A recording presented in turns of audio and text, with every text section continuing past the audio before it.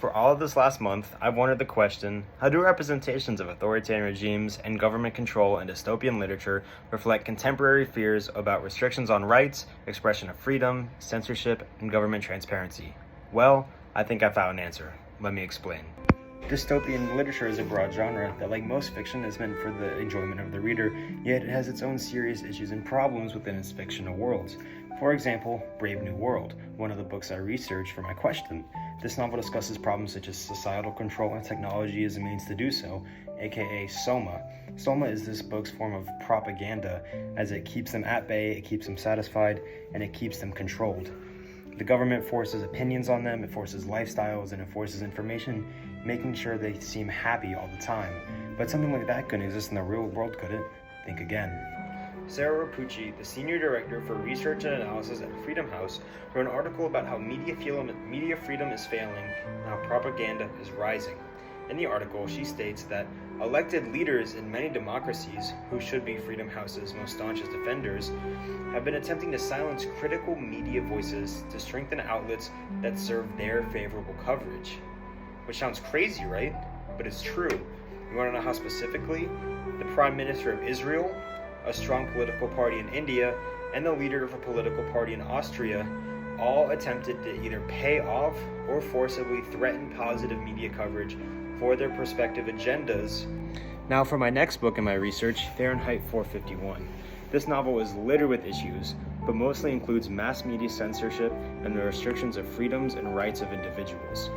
In this book, the government burns all books so that the people have no opinions for themselves, they can't discover the past of their society, and they're kept under control.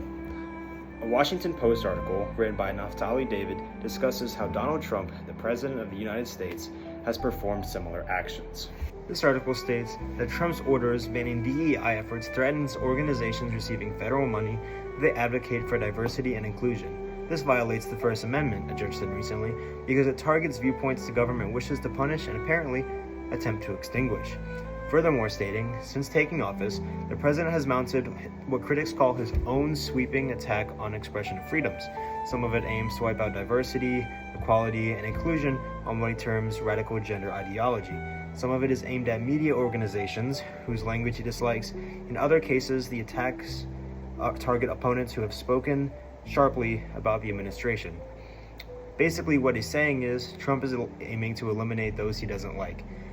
Preventing them from expressing themselves fully is an attack on the First Amendment, similar to topics discussed in Fahrenheit 451. Finally, moving on to my favorite book in my research, The Hunger Games. This popular series addresses problems such as oppression, censorship, and a lack of government transparency. In this book, the outskirts of the civilization are known as the 13 districts where the main character is. These districts are impoverished and very poor and have no connection with the capital other than the Hunger Games, while the capital is very wealthy and prosperous. While this dynamic occurs, the people have no idea what's going on inside of the capital, except for the Hunger Games, which are an evil murder show, which shows how truly evil the capital is in this series. Rebecca Boone and Claudia Lar are journalists at AP News, and they wrote an article about how government transparency is at risk and how government trust is decreasing. This article addresses the use of an app called Signal and other encrypted messaging apps that are used by government officials all over the United States. This article mentions that the app includes auto-delete functions and hints that government officials could be using other untraceable encrypted apps. Now, I must mention that over 1,100 government officials across local, state, and federal governments have been found using this app and could possibly be using others.